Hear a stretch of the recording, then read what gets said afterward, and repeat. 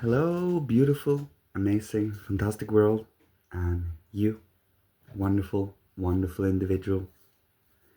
Today, I would like to speak about the indirect strengthening of our will by focusing in freedom on inner picture imaging, and picture focus in a sense. So we in freedom choose a specific picture or concept or, well, whatever your inner liveliness are capable of, and holding focus to it, holding it within consciousness. And also as well, learning to quote unquote banish these inner images again away from our thinking without having to use many days to do so, which, especially in negative situation and experiences, we in many ways have to go through these things for days.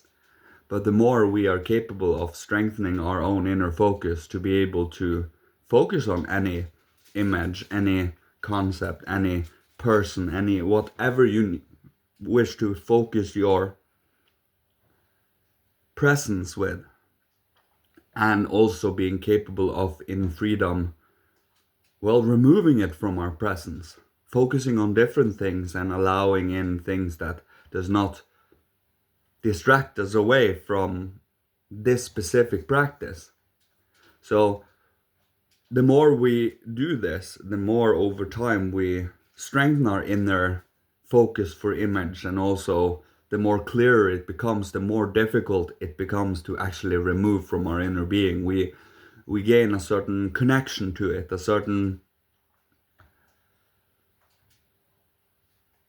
intimacy with it in a sense. And the more we do, the more difficult it is to be removed. And that is why we constantly have to, in between these two, focus and remove, is to be able to become mobile within our own inner being, to be able to take out and put in whatever into consciousness we in our freedom are choosing to put into there, and be able to hold with our own inner being.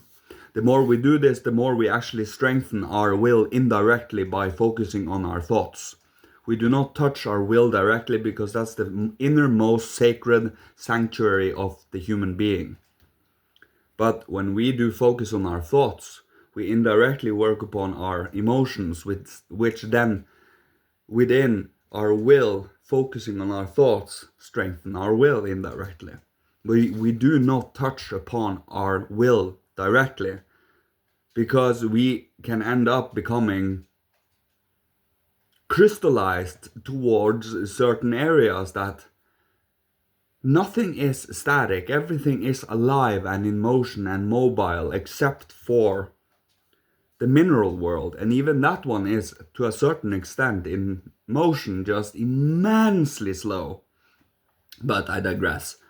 It's about the inner liveliness and aliveness to thoughts, feelings, and will impulses.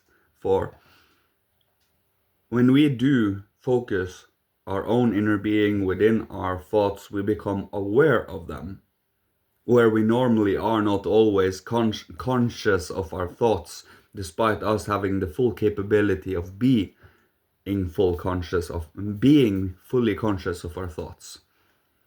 So the more we are within our own inner thinking, allowing our inner I to be the thinker, allowing one's own inner being to, well, unfold itself through us, we become more present, more within our body, more safe and confident within our own inner soul and spirit and body. And the more we become confident, the more grateful we become, because gratitude is what nourishes our own inner soul and spirit.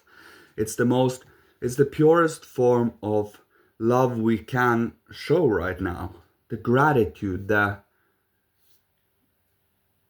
if you really feel into gratitude, you come to understand.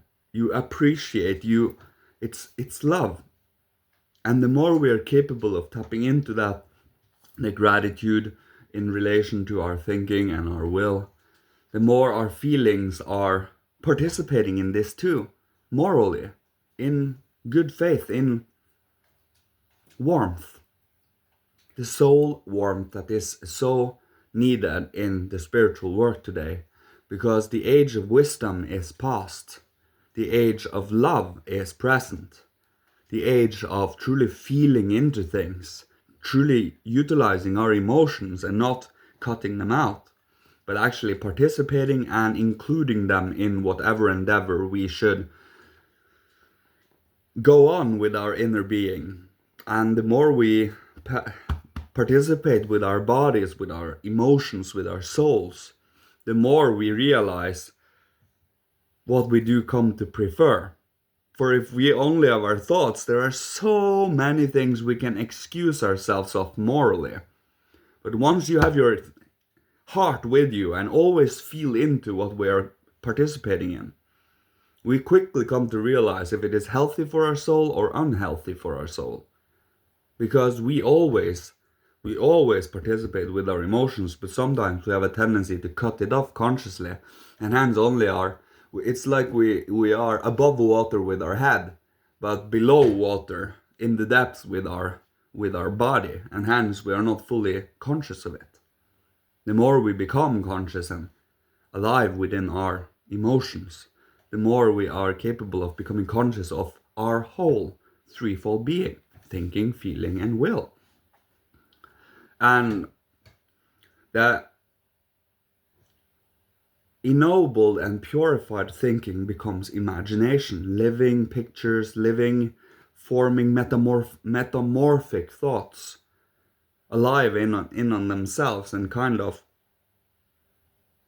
brings about a completely new activity within our being. With our ennobled feelings, we have inspiration, and with our ennobled will, we have intuition. So once we need all three. We cannot exclude emotions or thoughts for will. We cannot exclude thoughts or will for emotions, and we cannot exclude emotions and will for thought. We need all three to be in true balance, in perfect balance. For if we exclude any of it, we exclude part of the human being.